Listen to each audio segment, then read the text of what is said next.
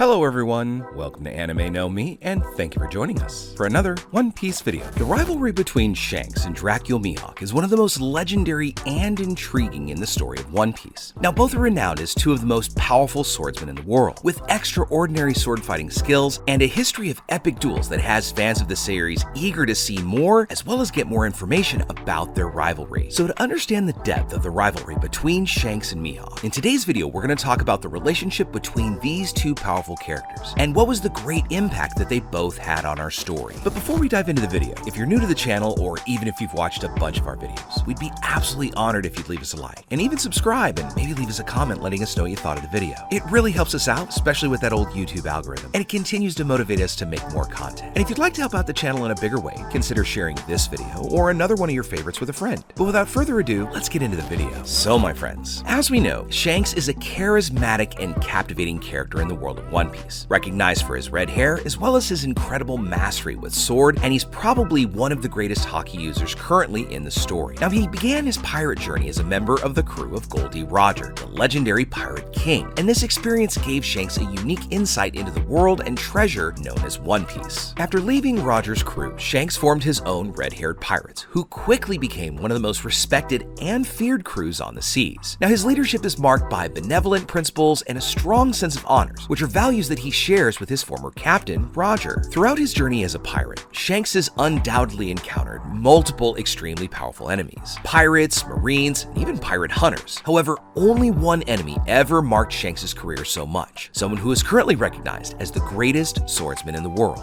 Dracula Mihawk, also known as Hawkeye's Mihawk, is a mysterious and imposing character, and he's notorious for his unique hawk-like eyes, and above all, his legendary skills with a sword. Now, Mihawk resides on Kurigata Island, which is an isolated island in the Grand Line, where his mansion serves as a sanctuary for swordsmen who wish to challenge him. Now, it is Mihawk who currently holds the title of greatest swordsman in the world, a recognition of his unparalleled prowess with the blade. Now, his black sword, Yoru, is one of the 12 supreme grade swords of the world, making it an exceptionally powerful weapon. In the past, Shanks and Mihawk were both considered the most powerful swordsmen of their era, being great rivals who competed for the title of greatest swordsman in the world, a title in which only one of these two pirates was worthy of attaining. While competing for this moniker, Shanks lost his arm to save his friend Luffy, and this is something that caused Shanks' destiny to change completely. But no longer having possession of his dominant arm, Shanks completely lost his ability to use his high mastery with swords, having to relearn how to use the sword again, but this time with his right arm. This ended up being a pivotal moment in his history, and especially with his rivalry with Mihawk, because due to the loss of his arm, this meant that Shanks was no longer able to compete for the title of greatest swordsman in the world, and this led his goals to change. Now, not only did the loss of his arm deeply impact Shanks personally, it also directly influenced the evolving rivalry between him and Mihawk, because Shanks was unable to completely match Mihawk in terms of sword skills, due mostly to his physical disability and just needing practice time with his right arm. But it actually made this rivalry much more fascinating. From that moment on, the battle to become the greatest swordsman in the world between Shanks and Mihawk ended, leaving only the great respect and a certain rivalry for still being pirates. You see, the loss of Shanks' arm was an event of great significance in his history and in his rivalry. The loss had profound implications and several layers within the work of One Piece. After losing his arm, Shanks began to focus on his duties as a pirate, and years later, after once again achieving that great mastery of the sword through his right arm, he managed to become a Yonko, a title that even surpasses Mihawk's, making Shanks one of the most powerful and feared pirates in the entire world.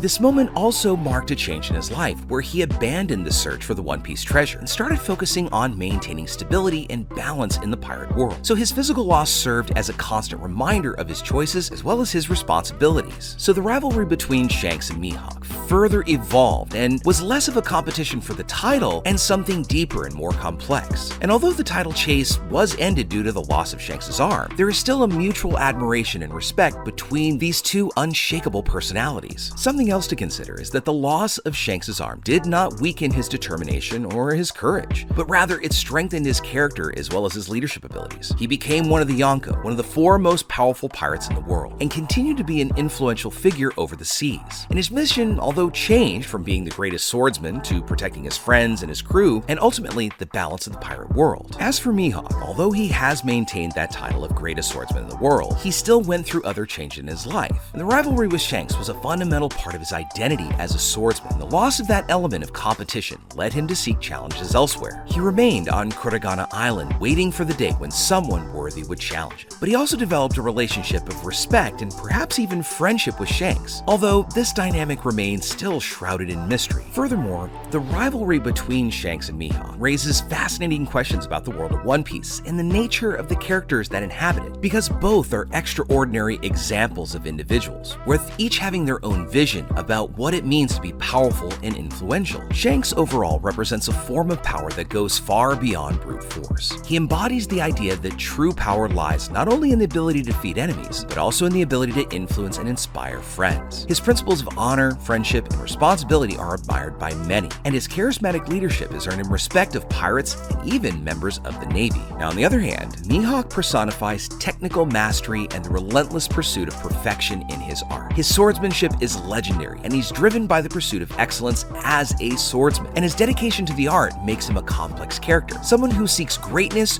through personal improvement. These two contrasting approaches to power and influence contribute to the depth of the rivalry between Shanks and Mihawk, because while Shanks seeks power through human connections and moral principle, Mihawk seeks power through individual excellence and constant improvement. Now, Shanks and Mihawk are arguably two of the best swordsmen even currently in the world of One Piece. Their duels would be a spectacular mastery of the art of the sword, with techniques and skills that challenge the imagination. Thus, this rivalry between Shanks and Mihawk is not just about who's the better swordsman, but rather about two divergent views on power and excellence. Shanks being that strength from connecting with others, and Mihawk seeking greatness for himself. These different approaches to power create a rich and complex dynamic between these two characters. Now, although the loss of Shanks' arm was something that causes Shanks' goal to change, this made him actually aim for an even higher level than just becoming greatest swordsman in the world, and thus probably is the reason why he's now currently one of the 4 emperors of the sea. This ultimately means that Shanks is always striving for something else, and many in the community have really speculated that there's more to this red-haired captain than just stability in the world. Now, if you think about Mihawk has maintained his title as greatest swordsman in the world. However, he still has a gap and a lack of fulfillment in his life, because when you're at the top of your game, you are no longer striving for that next level. In fact, you're really waiting on someone to come for you and push you to that next level. And this may be one of the reasons why Mihawk saw something special in Zoro, because he finally met someone